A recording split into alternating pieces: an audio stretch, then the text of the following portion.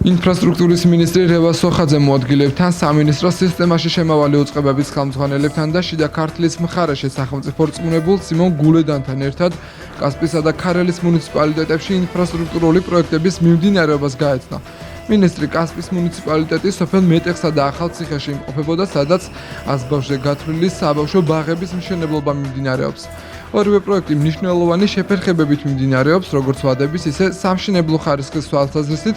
შესაბამისად, მიღებული იქნება გადაწყვეტილებები, რომლებიც საშუალებას მისცემს სამინისტროს გამოიყენოს ხელშეკრულებითა და მოქმედი კანონმდებლობით გათვალისწინებული სანქციები, მათ შორის იმჯეროს ხელშეკრულების შეწყვეტის საკითხზე.